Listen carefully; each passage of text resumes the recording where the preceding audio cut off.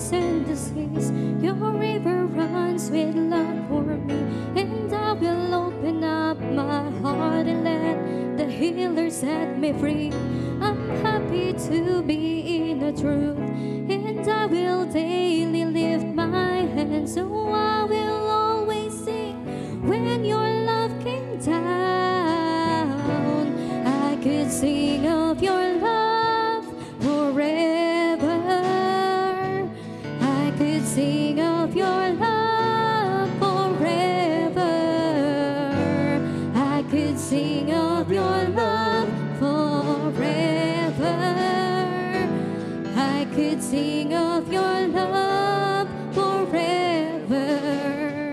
Over the mountains and the seas, your river runs with love for me, and I will open up my heart and let the healer set me free. I'm happy to be in the truth, and I will daily lift my hands. Oh, I will always sing when your love came down. I could sing of your love forever. I could sing of your love forever. I could sing of your love forever. I could sing of your love forever. I could sing of your love forever. I could sing of your love forever. I could sing of your love forever.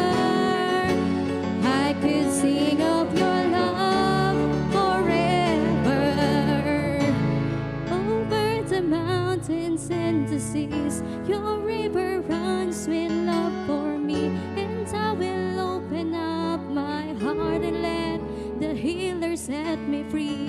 I'm happy to be in the truth, and I will daily lift my hands. So I will always sing when your love came down.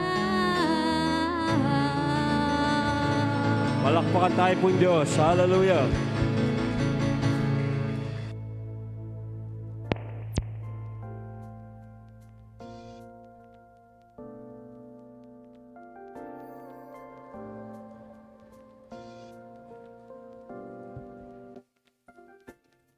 Purihin po ang Diyos. Magandang umaga po. Announcement po, ang mga kalalakihan ay mayroon pong fellowship mamayang alas 3 ng hapon sa Agape Assembly of God. Dito po sa St. Jude lang po yan. Mayroon po kayong fellowship.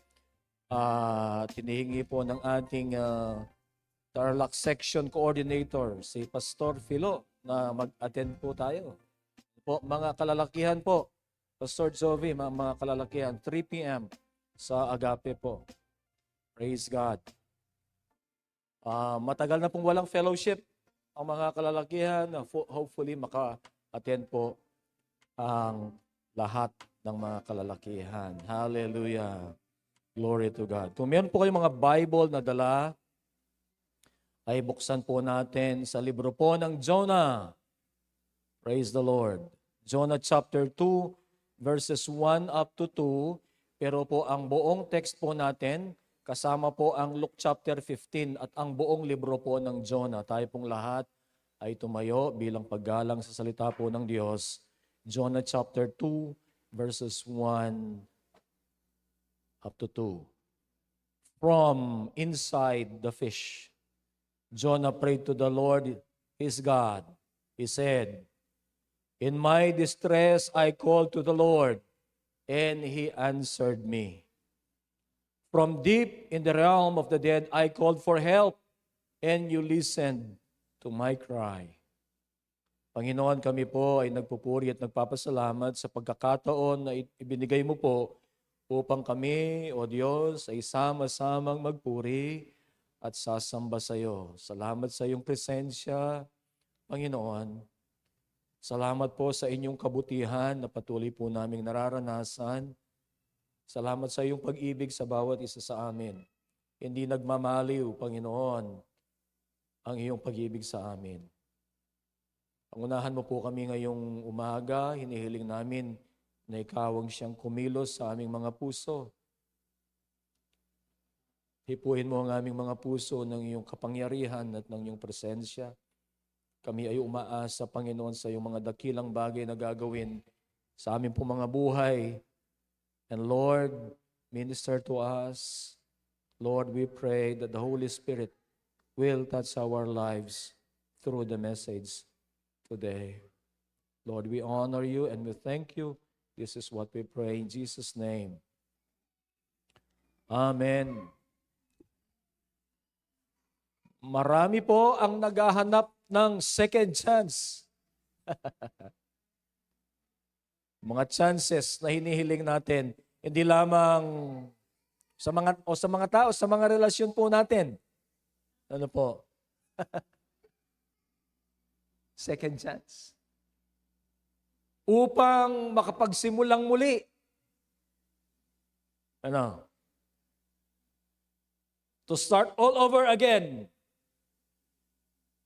To start a fresh new start. Marahil upang itama ang mga mali o kaya magpakita po ng pagsisisi.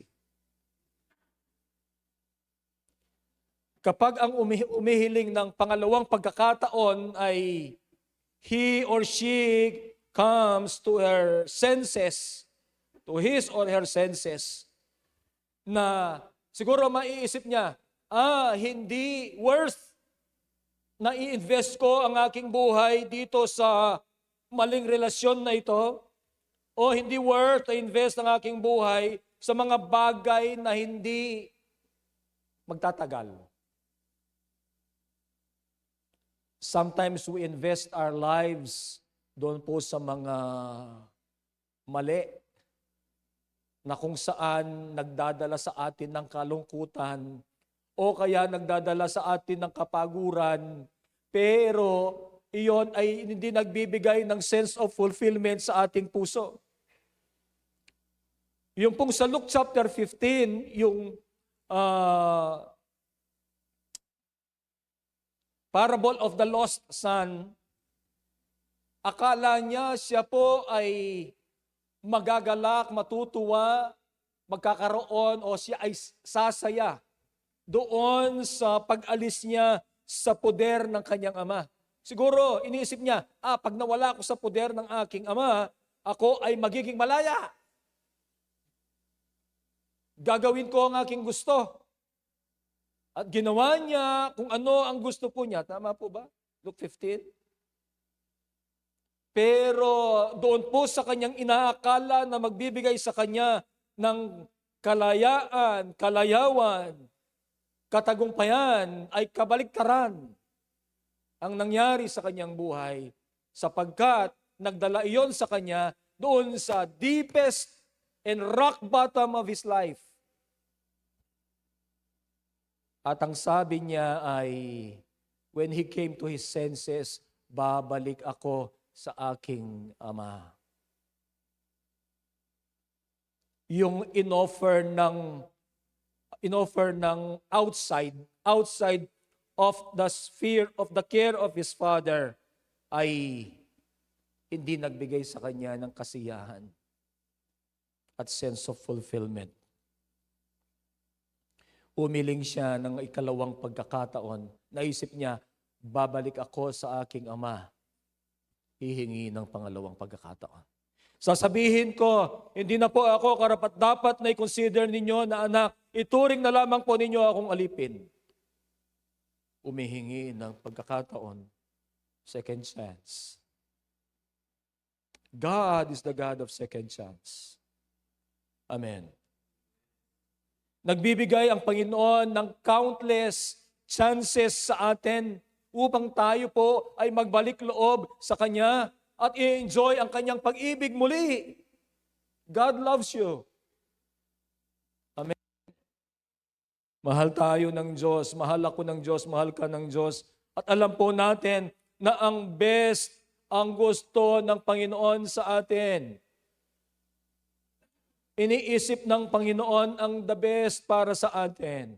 Nagpaplano siya ng the best para sa atin. Kung minsan tayo lamang po ang umaayaw sa best ng Diyos para sa atin. Sapagkat meron tayong iniisip na para sa ating mga sarili, na inisip natin ito ang best natin. Kagaya po nung anak niya na doon sa Luke chapter 15. Inisip niya na ang best para sa kanya ay ang wala sa puder ng kanyang ama. Pero mali po siya. Huwag na nating uulitin ang pagkakamali ng batang ito sa Luke chapter 15. There is no life outside the presence of God. Hallelujah. God does not want to mess up with our lives. Gusto ng Panginoon maayos ang ating buhay. Gusto ng Panginoon ang buhay natin ay nandoon ang kagalakan, nandoon ang kapayapaan. Kaya ang Panginoon ay nag-iimbita siya, punta kayo sa aking presensya, sapagkat doon sa presensya ng Panginoon ay nandoon ang katuwaan at ang kapayapaan. Marami at marahil once in our lives ay nagnasa tayo. O marahil kahit ngayon ay humihiling tayo sa Panginoon na magkaroon tayo ng panibagong pagsisimula. Many want to have a fresh start. Just as the psalmist says in Psalm 85 verse 6, ang sabi niya, help us to make a fresh start. Nung ang prodigal son ay magbalik po, he was accepted by his father. And his father was already waiting. Ano po? Kahit na yung part ng buhay niya na wala sa kanyang ama, sa puder ng kanyang ama, ay those are wasted years. Alam po ninyo, pag magbabalik tayo sa Panginoon, even those what we call wasted years ay pwedeng ayusin ng Panginoon. Romans 8:28, all things work together for good for them that love God, those who are called according to His purpose. He can turn those experiences na iniisip natin na parang walang ambag, magiging ambag sa growth po natin, ay pwedeng gawin ng Panginoon na He can turn it para sa kanyang karangalan at kalwalhatihan. Ang mensahe po ang pamagat ay second chance. Ang isa pang istorya na napakaliwanag ng ikalawang pagkakataon ay ang istorya po ni Jonah. Sa chapter 1, verse 1, ito po ay propeta. Ano po? Hindi po ito false prophet. Ito po ay genuine prophet ng Panginoon. Jonah. At ang istorya pong ito ay totoo. I mean, hindi po ito fiction. Ano po? Ito ay totoo. Kinompirma po ito ni Jesus Christ. Kinote ni Jesus si Jonah, tama? Nung siya po ay magtuturo about his death. 3 days in the belly of the fish. Sinabi po ni Jesus ito, kinote niya. Ano? Sa verse 1, chapter 1, the word of the Lord came to Jonah, son of Amittai. Mayroong mensahe ang Panginoon sa kanya. Anong mensahe? Go to the great city of Nineveh and preach against it, because its wickedness has come up before me. Verse 3, matindi. Matindi yung verse 3. But Jonah ran away from the Lord. And he headed for Tarshish. He went down to Joppa, where he found a ship bound for that port. After paying the fare, he went aboard and sailed to Tarshish to flee from the Lord. Unique ang propetang ito. Unique siya. Bakit, kamo? Mayroong word sa kanya ang Panginoon. Pero siya po, imbes na siya ay susunod, siya po ay tumalikod doon sa tawag ng Panginoon. Marahil meron po siyang mga dahilan. Ano po, tingnan natin mamaya. Baka meron siyang dahilan. Pero ito, ano po, as compared to yung mga false prophet, wala silang word sa Diyos. Sinasabi nila, thus says the Lord. Ito, word from the Lord. Pero siya po ay, sabi ng verse 3, run away. He ran away. Pero alam po ninyo, kahit na saan man yan magpupunta, ano po, hindi siya tatantanan ng tawag ng Diyos. Hindi siya tatantanan ng pag-ibig ng Diyos. God's love will never let us go. Hindi po tayo we cannot successfully run away from the call of God or from God. Dahil parati ang Panginoon, i-offer po niya ang kanyang pag-ibig, i-offer po niya ang kanyang pagtawag sa atin. Tatawagin po tayo kahit saan tayo magpunta. Ano po? Jonah was called by God, but he went the other way. At ang mangyayari po when we run away from the Lord, kapag tayo ay tatakbo dun sa tawag ng Panginoon, kaya in-offer ang Panginoon ang kanyang pag-ibig sa atin at tayo po ay lumalayo, kagaya po ng nasa Luke chapter 15. Our lives will be in a mess. Our lives will be in a mess.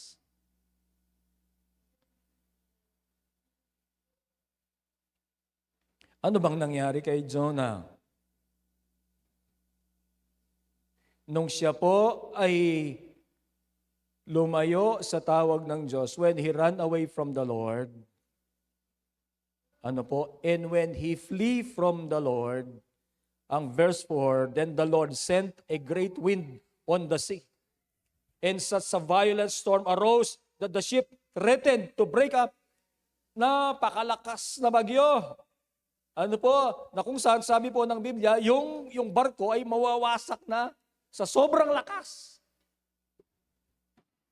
Ginawa po nila ang lahat ng paraan upang ang bagyo ay, at least yung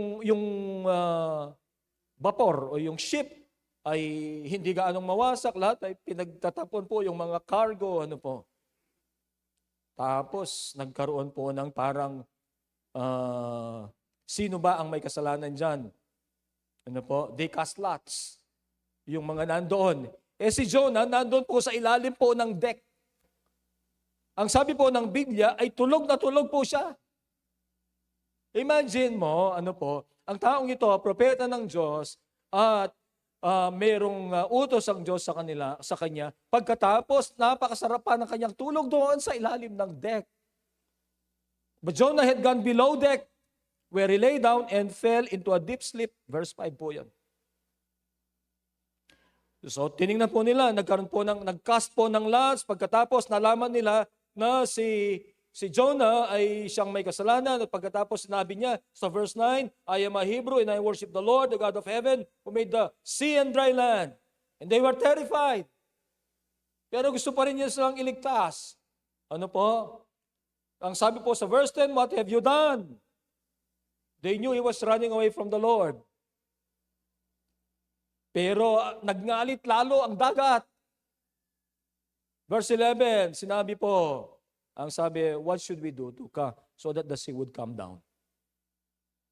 Anong gagawin upang hindi na magngalit ang dagat? Ang sabi po niya, pick me up and throw me into the sea.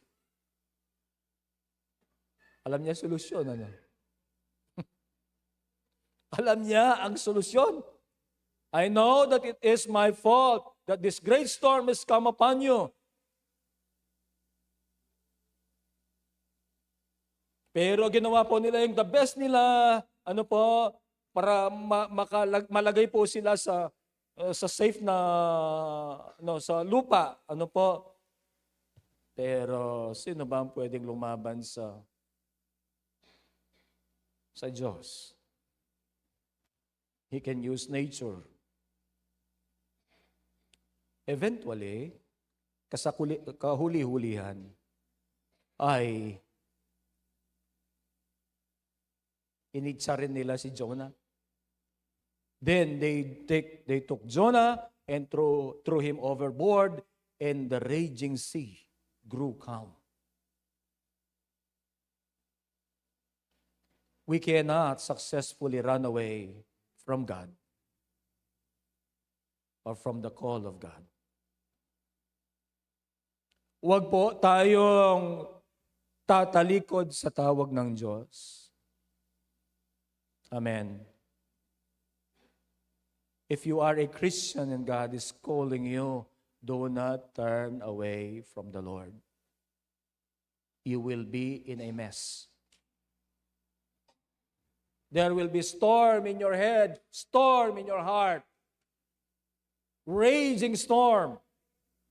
Ano po? Not until you say, yes, Lord, ay mag-grow yung parating nandun yung storm. Napakadaling isipin po natin na kung minsan ang ating disobedience sa Diyos, iniisip natin, ako lang maapektuhan yan. O sabihin na natin, kasalanan. It's so easy to think that our sin or our disobedience will affect no one except us. The story of Jonah shows otherwise. Na kapag tayo ay nag-disobey, na kapag tayo po ay nagkasala sa Diyos, there will be consequences for us and for those who are close to us.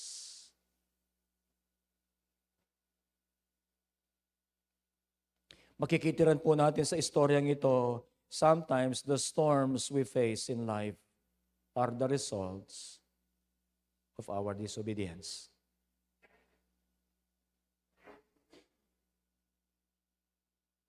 Alam po ni Jonah na siya po ang may kasalanan. And siyempre, hindi naman niya alam na ang Panginoon ay magpo-provide po ng malaking isda. Anong ine-expect niya nung sinabi niyang na siya po ay ietsa na lang sa dagat? Nag-expect po kaya siya na ang Diyos magpo-provide po ng isda upang siya ay iligtas? Hindi naman. Hindi niya alam marahil kung ano ang mangyayari. Ano po? He was prepared to die and that he demanded that he be thrown in the sea. Bahala na, sabi po niya siguro. Marami na siyang naapektuhan eh. But the Lord provided a great fish. The love of God would not let him go. Pag-ibig pa rin po ng Diyos yun. Ano po? Even the storms of life ay mga pangyayari pa rin na nagpapatunay ng pag-ibig ng Diyos upang tayo po ay dalhin muli sa kanyang pag-ibig, dalhin muli sa kanyang presensya at sa kanyang tawag. Amen. Siya po ay binigyan ng isa pang pagkakataon upang maglingkod sa Diyos at i-correct po niya ang kanyang buhay. Second chance. Tayo ay binibigyan ng chances ng Panginoon upang magbalik po tayo sa Kanya. Amen. Ang sabi po sa 2 Peter chapter 3 verse 9, the Lord is not slow to fulfill His promise, as some count slowness, but is patient towards you. The Lord God is patient toward us. Doon po sa ating mga paglayo, doon po sa ating disobedience, doon sa ating mga pagtalikod o kasalanan, the Lord is patient toward us. Not wishing that any should perish, but all should reach repentance.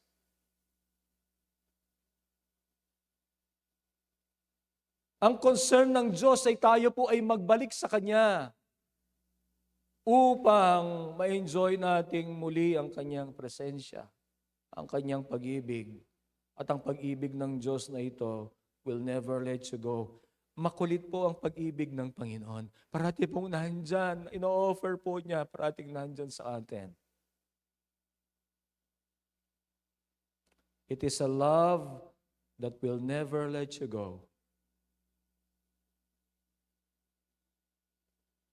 The love that will never let you go is the love of God. Amen. Number 2, God's love can reach you no matter how far you have fallen. Walang kasalanan na hindi po kayang patawarin ng Diyos.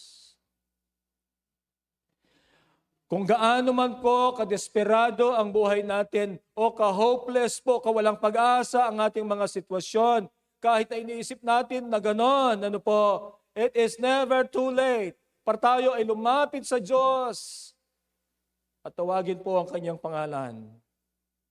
Sa chapter 2, verse 1 pa rin. From the inside the fish. Ito po yung text na binasa natin kanina. From inside the fish, Jonah prayed to the Lord his God. He said, "In my distress I called to the Lord, and He answered me." Second chance. From deep in the realm of the dead I called for help, and you listened to my cry. Second chance. God will still hear our prayers.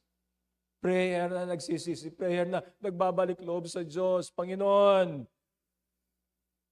yung pong prodigal son, nung sinabi niya sa kanyang sarili, babalik ako sa aking ama, at kinabukasan siya po ay bumalik sa kanyang ama, at malayo pa nakita na siya ng kanyang ama, tumakbo ang kanyang ama.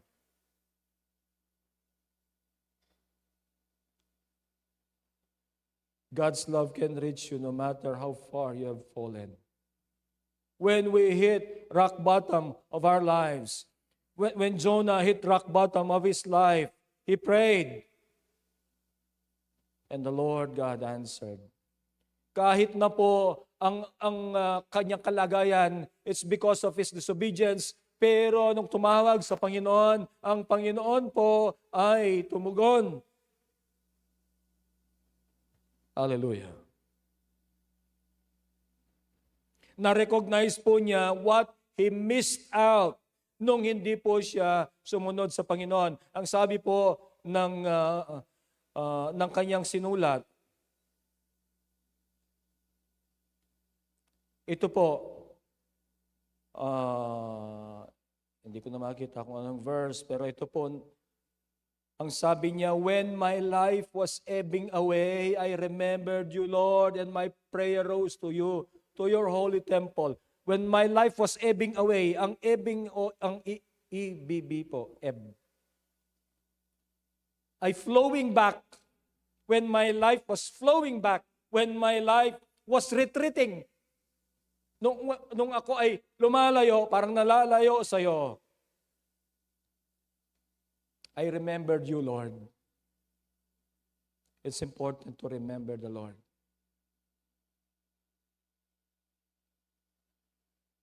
When we remember the Lord and we pray from within our hearts, in His holy temple, God will listen.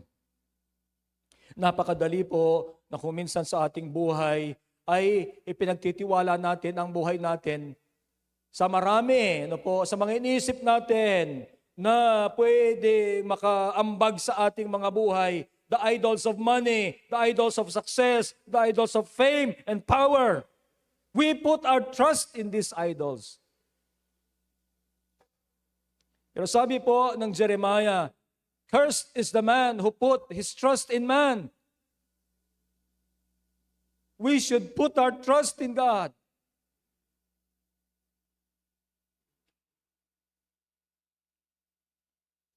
Lahat-lahat ipagtiwala po natin sa Panginoon. Pero napakagandang isipin din na no matter how far we have fallen, we can always call unto God Si Jonah po, he was in the deepest. Ano po, nandun siya sa... Ano kaya nararamdaman niya?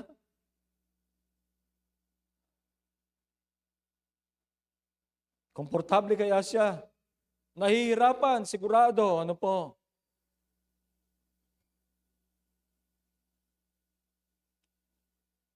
Kung minsan tayo po ay dumaranas ng mga ganyan, it's because God is calling us. God forgives when we repent. Kapag tayo ay bumabalik loob sa Panginoon, the Lord will restore, the Lord will revive us through His unfailing love. Ang sabi po ng Psalm 85, 4 and 6, restore us again. Restore us again, Lord. Will you not revive us again? Ang Lord po ay tumutugon. All we need is repent. Hallelujah. Pero wag po nating abusuhin ang kindness ng Panginoon.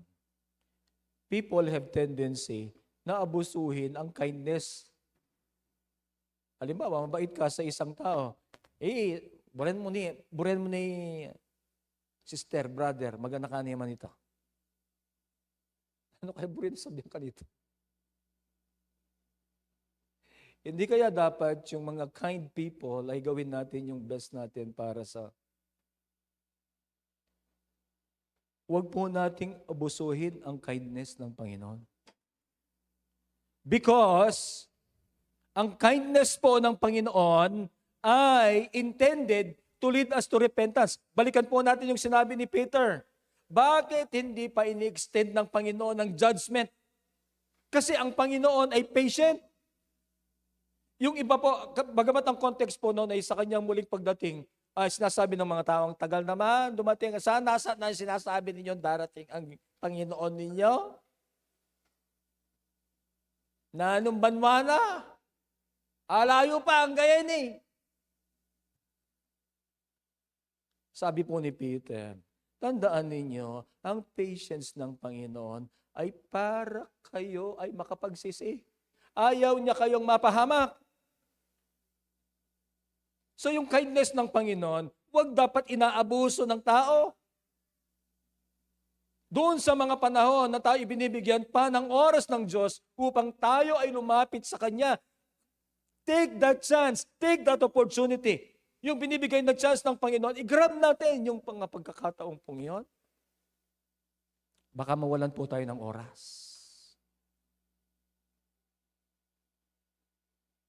Baka mawalan tayo ng oras. God's kindness is intended to lead us to repentance. And when you repent and turn to God, we get another chance. I get another chance. You get another chance. We experience new life. And repentance is not just turning away from sin, it is also turning to God. Inabot ng Panginoon ng kalagayan po ni Jonah. He was in the lowest of his life. Ano po? Siya ay hindi tumugon sa tawag ng Diyos. Siya po ay palayo doon sa tawag ng Panginoon.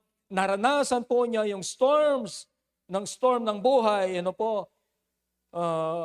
Siya ay tinapon sa dagat. At nung siya itinapon sa dagat, kumalma ang dagat. O ikaw si Jonah, pagkaatsa mo pong makanyan, niya po ikit mo kinalma, kay ba't penga na kaning? Ano kayang maiisip mo?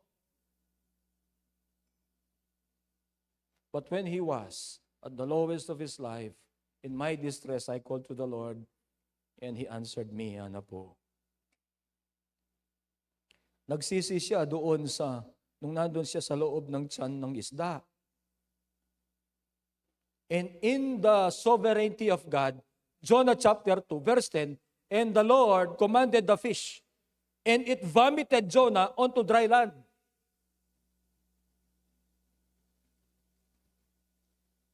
Anya pong inapsani ningasan at suya king Nineveh. Kaya kailangan mag-travel. Mag-preach na mo.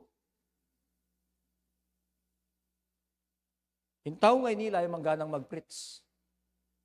Alay mangganang mag-preach. Uy, ni po yung second chance. Chapter 3, verse 1.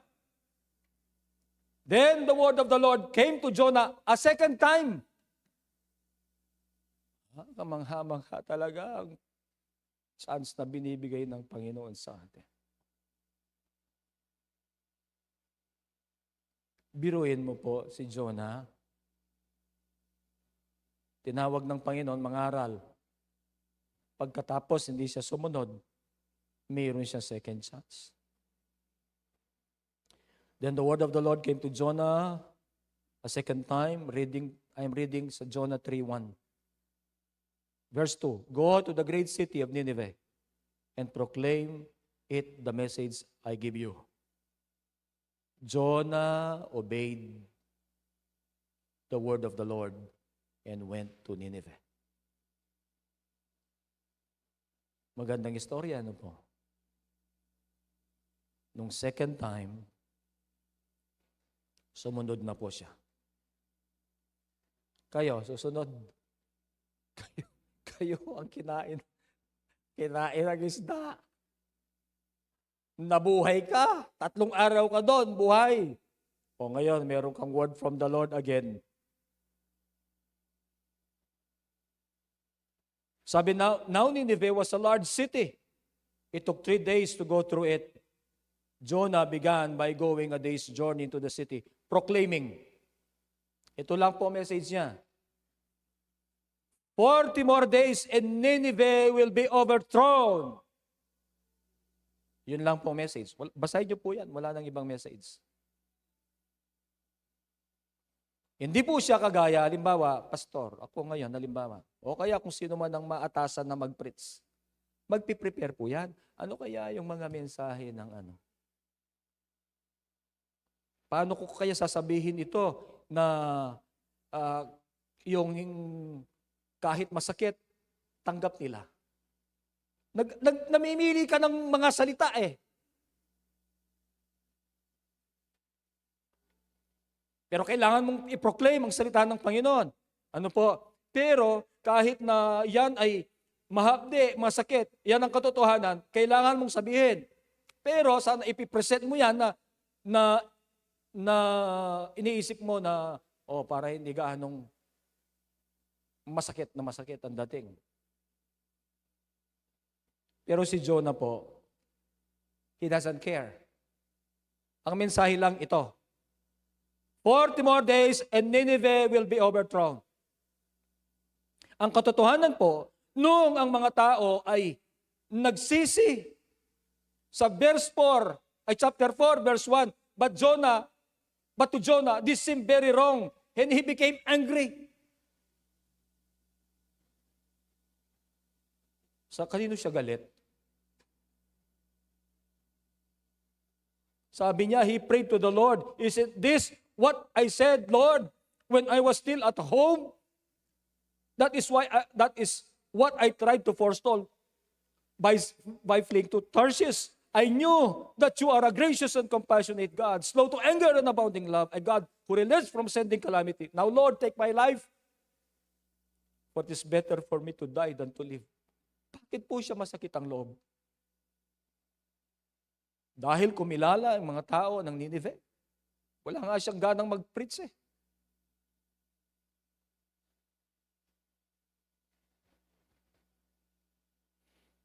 Pero tingnan po muna natin na siya ay binigyan ng chance ng Diyos. Binigyan siya ng chance ng Diyos na meron siyang word from the Lord again and he preached. His preaching was 40 more days and Nineveh will be overthrown. God was persistent in giving Jonah a chance.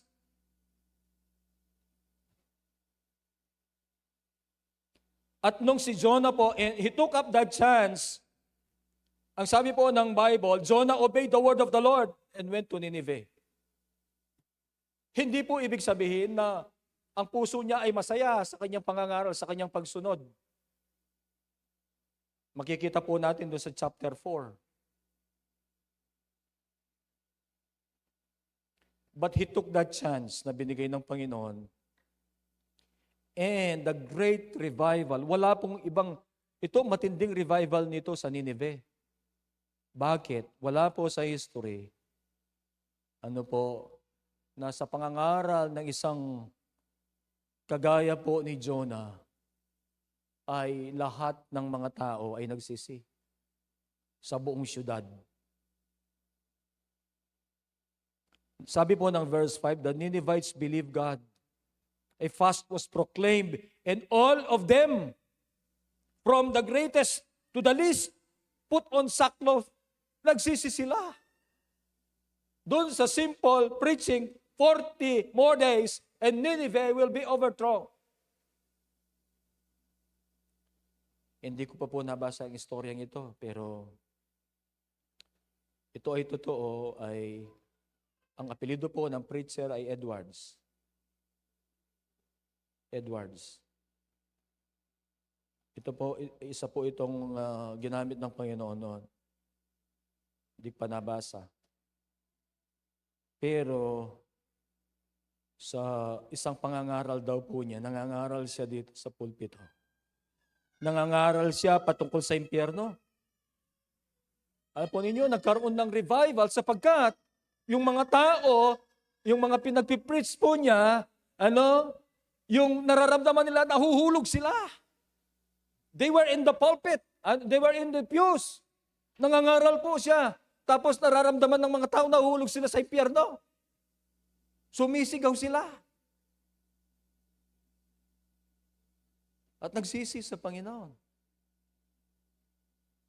Nineveh. Ano bang mensahe sinasabi ni Jonah? 40 more days and Nineveh will be overthrown. Sinasabi niya, judgment ng Panginoon darating sa inyo. Kung hindi kayo magsisisi. Madalang lang pong message na ganon dito. Sa pulpito dito. Madalang. Ang parating binabanggit ay ang pag-ibig ng Panginoon kasi para sa akin ay mag-respond tayo sa pag-ibig ng Diyos. Pero wag mawawala sa isip natin that there will be judgment. There is a hell.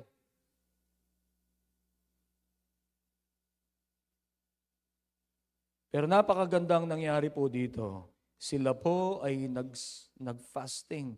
They put on sackcloth. When Jonah's warning reached the king of Nineveh, he rose from his throne, took off his royal robes, covered himself with sackcloth, and sat down in the dust. At nagbigay po siya ng proclamation.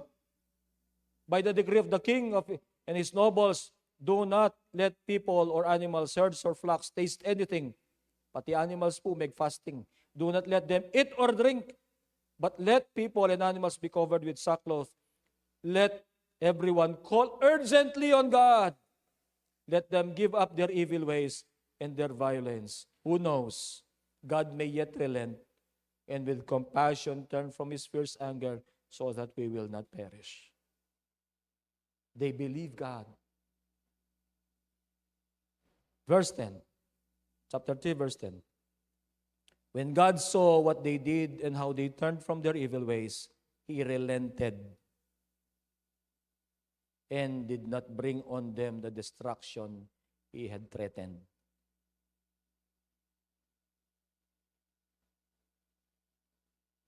The chance was not only for Jonah.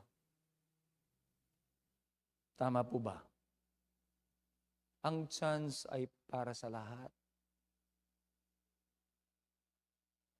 Ito rin ay para sa mga Ninevites.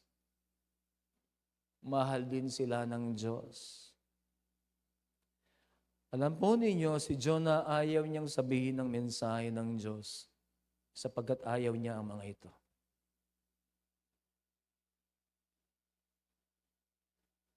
Huwag naman tayo magawa natin ang baliktad. Mahal natin yung mga tao. Ayaw nating sabihin.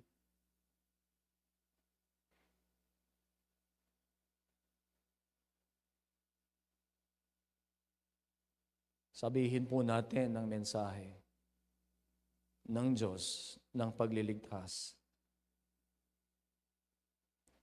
He also gave Nineveh a second chance. Go to the great city of Nineveh and proclaim the message I give you. Tayo rin po ay binigyan ng Diyos ng pagkakataon. God gives us another chance and many chances. Seize that chance. Habang mayroong panahon, habang ibinibigay ng Diyos ang chance na ito, seize the second chance that God gives us because there may never be another.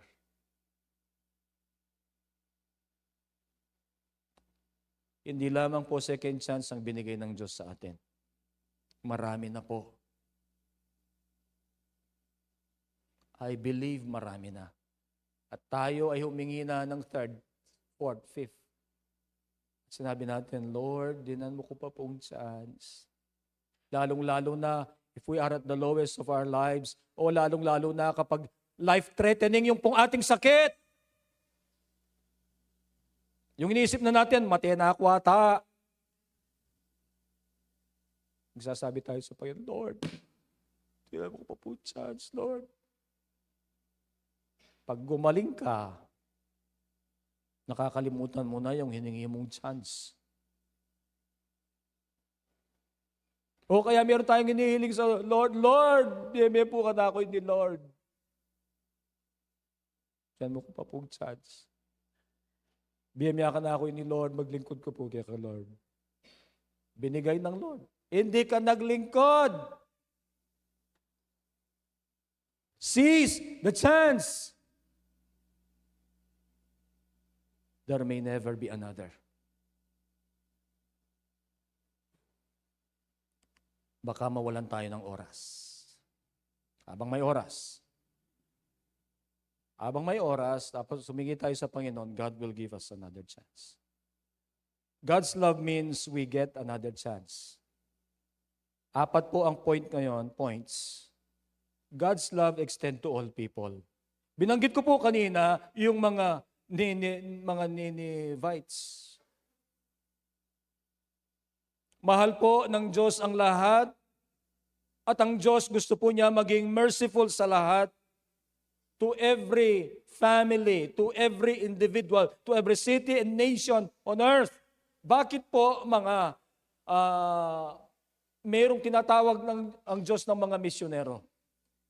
Bakit itataya po nila ang buhay po nila? Magandang buhay nila sa kanilang mga lugar, halimbawa sa Pilipinas o kaya sa mga lugar na mga progresibo at pagkatapos sila ay pupunta sa kung saan, walang naniwala kay Jesus Christ.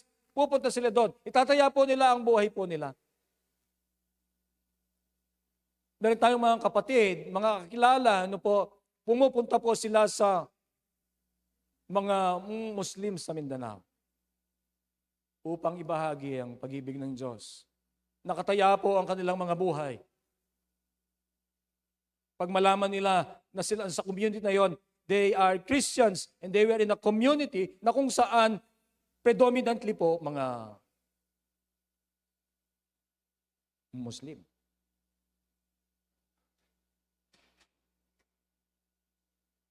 At ang malaman ang pakay nila ay magbahagi ng salita ng Diyos. Ibahagi si Jesus Christ. Pag malaman po nila yun, their lives are in danger. Pero bakit po sila pumupunta doon? Sapagkat alam po nila na kailangan nila si Jesus Christ, sapagkat alam po nila ng pag-ibig ng Diyos ay para din sa kanila. Hindi lang para sa atin. Kaya patuloy po tayong sumuporta sa ating mga pagmimisyon. One missions giving, 50 pesos a month. Hindi tayo ang pumupunta doon, pero sumusumorta po tayo sa mga pumupunta doon.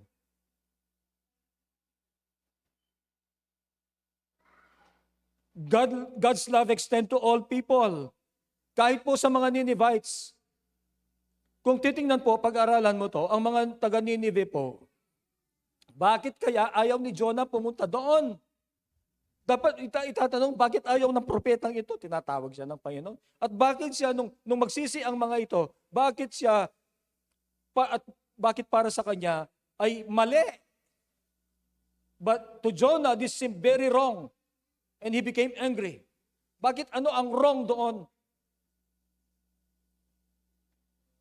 Alam niya, sabi niya, alam ko na Lord ang mangyayari. Patatawarin mo sila. Hindi niya makita na siya maligtas dahil din sa biyaya ng Panginoon.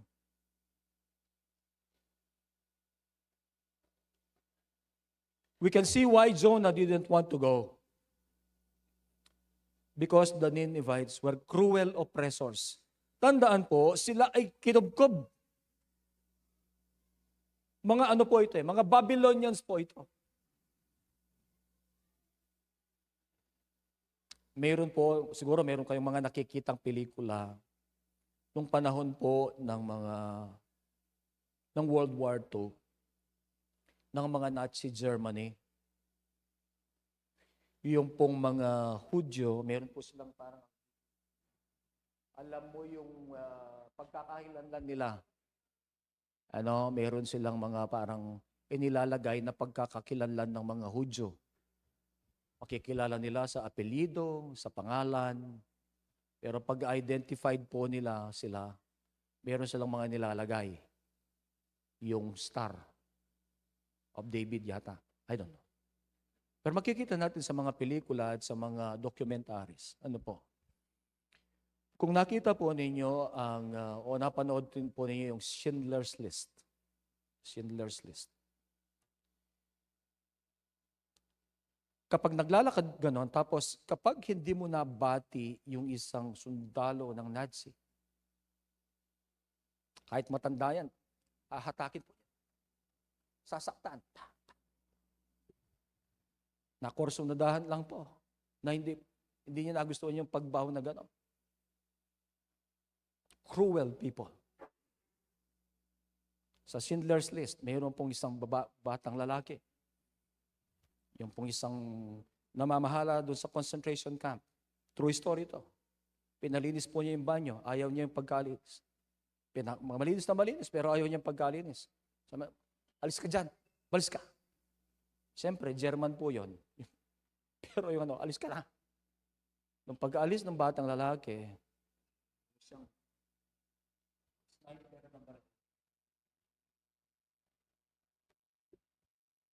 patay ang bata. Cruelty. Mas cruel ang mga ito.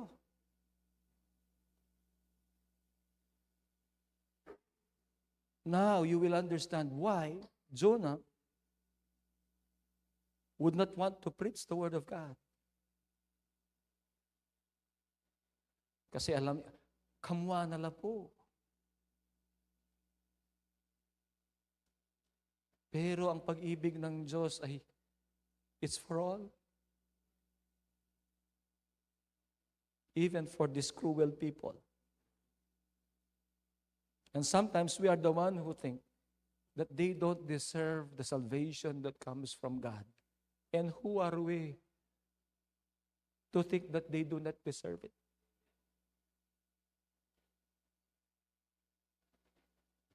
These are cruel oppressors. These people practices witchcraft. Nakaburi. Kinulam na ka. Magkukulam lang. Ako po tatakot. Ako po, panwalan ko, at yun yung katutuan, sabihan ng Biblia, you will not be affected by witchcraft.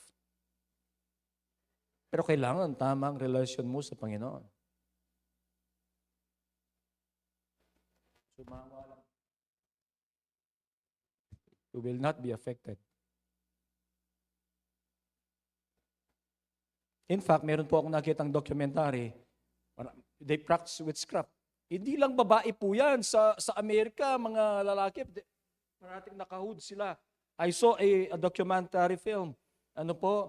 nung ang Christian, hindi nila maano, inalis niya yung mood niya. He showed respect to the Christian. Hindi niya maano eh. Nangangaral yung parehas silang mga young people.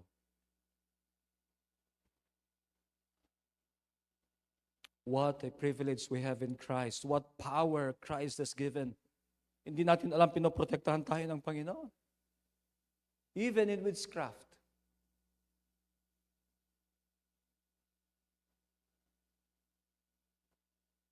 Ituloy ang inyong pananampalataya sa Panginoon. They practices witchcraft, torture.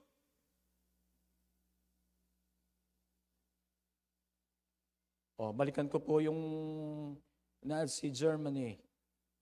Biruin mo yung mga babae nakahubad. Pinapalabas po nila.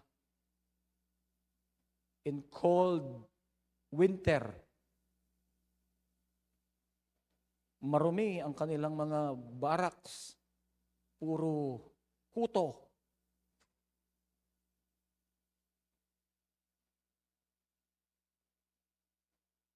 Bakit ko po, kasi yun nakikita natin sa film. Ito hindi natin makita. Pero para mayroon tayong comparison, para at least maano natin sa mga kaisipan natin. Ganito po sila. They practice witchcraft, torture, greed, prostitution. But when they repented, nung sila po ay magsisi, nung binasa natin, yung pinagawa po ng hari, sila po ay nagsisi. And when God saw what they did and how they turned from their evil ways, He relented. Biruin mo, kaikli lang, 40 days. Si Jonah, kung magagawa lang niya, tapusin niya yung 40 days. Para hindi siya mangarap. Wala rin siyang magawa. Binigyan na rin siya ng chance ng Lord. When God saw what they did and how they turned from their evil ways, He relented and did not bring on them the destruction He had threatened. Kahit na nandyan na po yung judgment, God relented. Why? Because they have repented of their sin. At totoo yun. Alam ng Diyos ang totoong pagsisisi nila. God's love extends to all people. One of God's amazing characteristics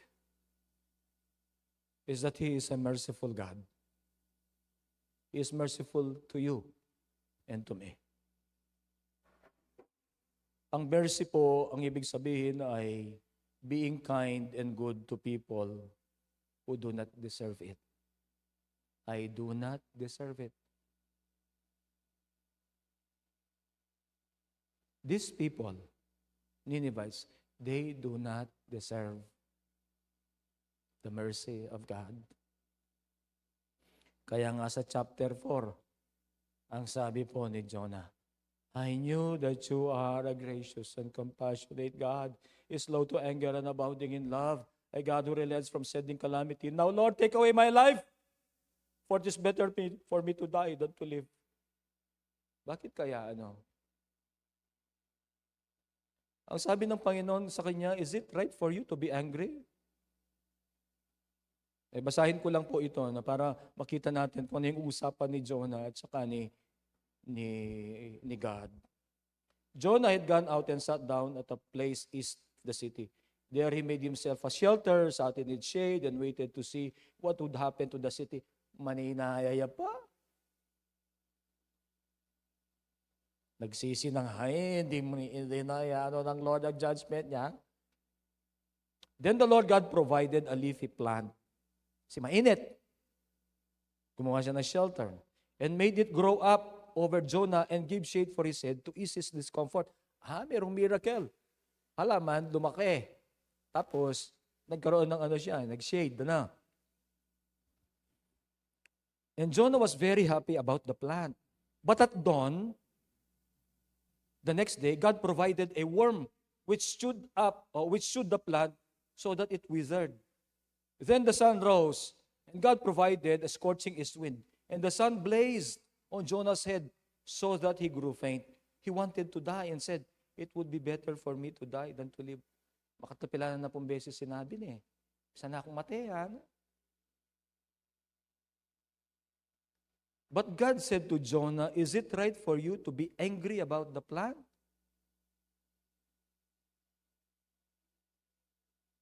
"It is," he said, "and I'm so angry, I wish I were dead." But the Lord said, "You have been concerned about this plant, though you did not tend it or make it grow. It sprang up overnight and died overnight." Concern niya kitang tanaman. Tapos sabi po ng Panginoon, "And should I not have concern for the great city of Nineveh, in which there are more than 120,000 people who cannot tell their right hand from their left, and also many animals?" Kailangan lang makaramdam kay Ama ng Diyos. Kailangan lang makaramdam kay mensahe. God's love extend to all people. Maging pong karetang eyo buri. Maging karetang eyo buri. Sana buri talangan eh. Sana love talangan. Ing Diyos kaluguranongan. Kaluguran na katamungan. Ngini po, karetang eta mo po, kadaya. Kaluguran na lang naman ng Diyos.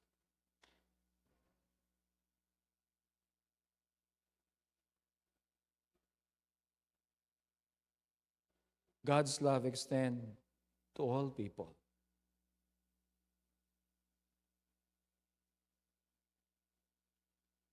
Jonah, kakilala ng Diyos, bahalo niya po that God is compassionate, slow to anger, and abounding in love. Pero hindi po kayang damdamin. Po. Makikita po natin dito ang pag-ibig ng Diyos ay kamangha-mangha. Tayo po ay binibigyan ng chance ng Diyos dahil mahal po niya tayo. Kahit nasaan man tayo, na bilang mananampalataya, saan natin dinala ang buhay natin, ang Diyos ay tumatawag pa rin. Tumatawag ang Diyos through our circumstances. At pag tumawag ang Diyos diyan, ay let us respond. Let us respond to the chance that the Lord is giving us. Amen. At wag po nating kakaligtaan din na ang pag-ibig ng Diyos ay hindi lamang po para sa atin. Ito ay para sa lahat. Extend natin ang pag-ibig. Salamat sa Diyos sa kanyang dakilang pag-ibig. Even though sometimes we mess up with our lives, He gives us another chance. Amen. Pasalamatan po natin ang Diyos sa mga chances na ito na ibinigay na po sa atin. Kaya taman po misadsad. Taman po misadsad kay Christian life. Tama po. Nungya mo po kayong biyaya na ng Diyos. Somewhere, we have messed up with our lives. Somewhere I have messed up with my life. If not for the mercy and grace of God. Ay, maluwat na ako pong alakete.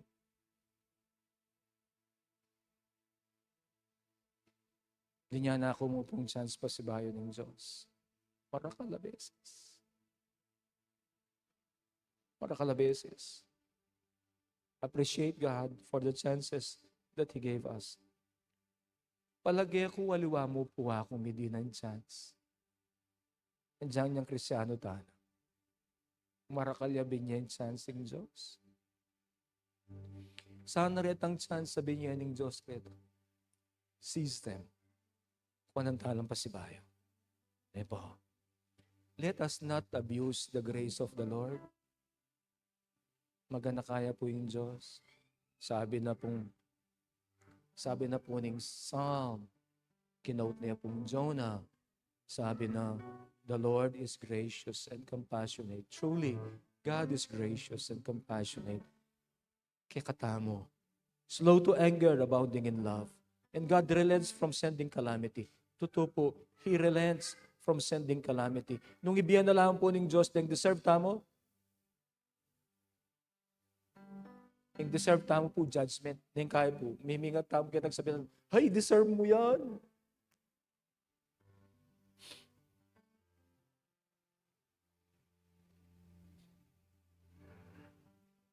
Nung yan mo po kayong biyaya ng Diyos na yung deserve tamong mayap. Tintan deserve maya. Kaya nga pong gino. It's all because of the grace of God. It is because God is gracious, God is compassionate, God is slow to anger and abounding in love. And because He is a God who relents from sending calamity in our lives.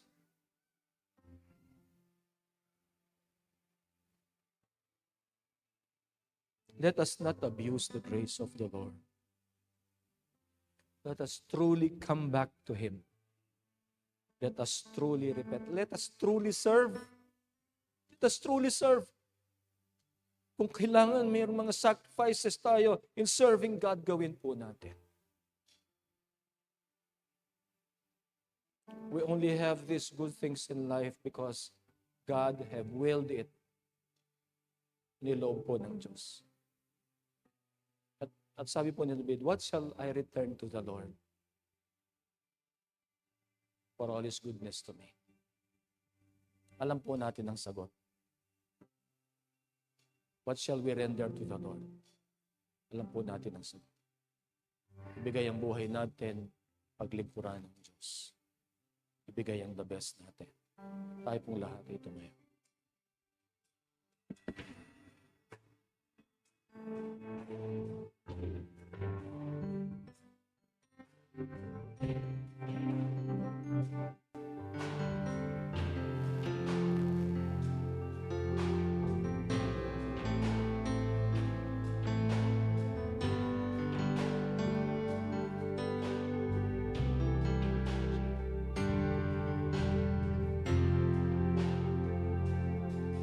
From darkness to light, from death into light, His grace changes everything.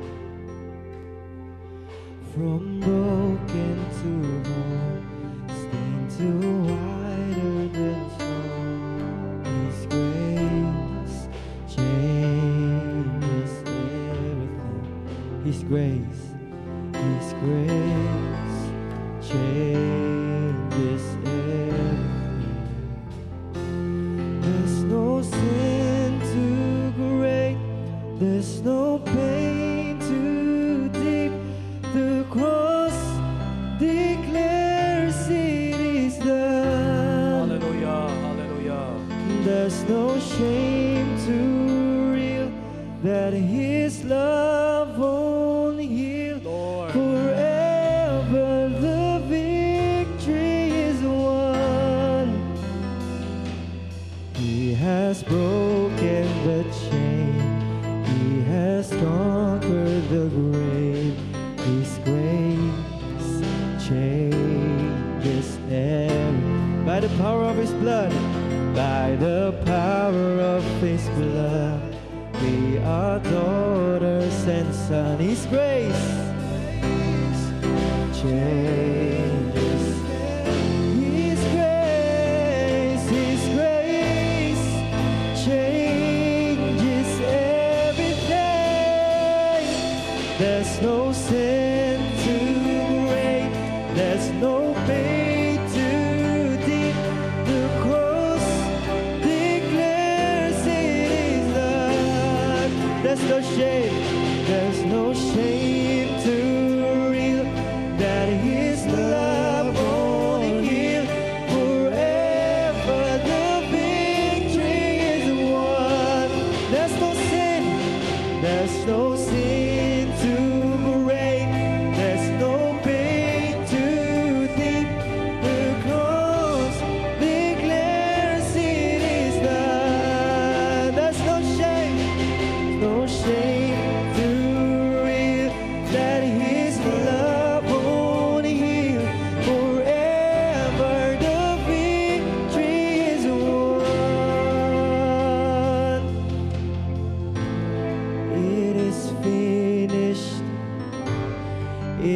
is finished.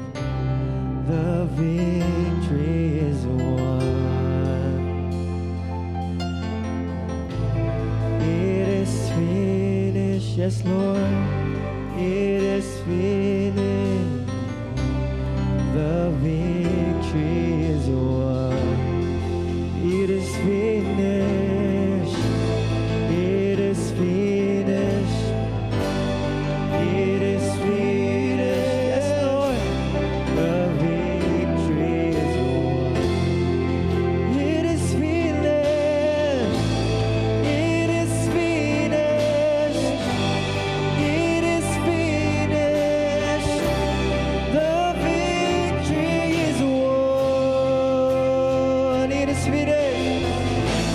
It is finished. It is finished. It is finished. The victory is won. There's no sin too great. There's no pain too deep. The cross declares it is done. There's no shame. There's no shame too real. That His love only heals forever. The victory is won. There's no sin. There's no sin too great. There's no pain too deep. The cross declares it is done. There's no shame. There's no shame too real. That His love only heals forever. The victory is won. There's no sin. There's no sin too great. There's no pain too deep. The cross declares it is done. Yes, Lord, there's no shame too real. That His love only heals. The victory is won forever, forever. The victory is won forever. The victory is won. Yes, Lord, hallelujah. Amen. Declare your name, Amen. Jesus. Hallelujah. Salamat po, O Diyos. Salamat ka rin marakal pong chances na binigyan mo po kay kami. Salamat kay kang lugod, Ginong Diyos.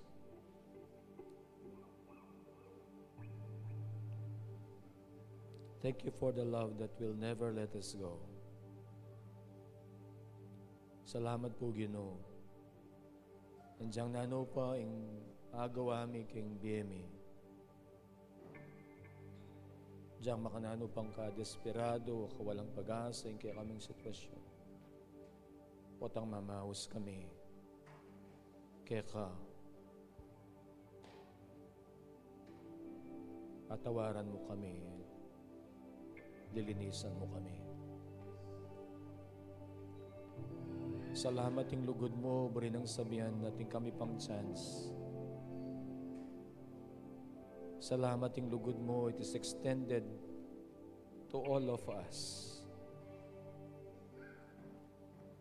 Salamat po kay kayapan mo karing BME. Anyawaran mi, Ginong Diyos, na mabiyasa kami pong mag-appreciate kaya kang lugod kaya kami. Kaya kang gewa kaya kami, para kaya kami.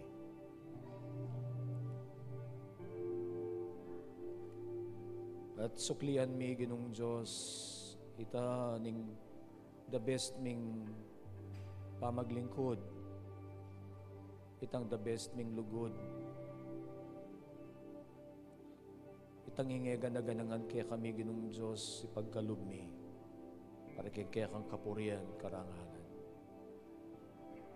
Salamat kayong paranas mo kaya kami. Salamat kayong biyaya mo. Salamat kayong lugod mo, Ginong Diyos. Lord, we continue to honor you and to praise you. Salamat po kaning binye mo nga mano kaya kami ngayon nga habak.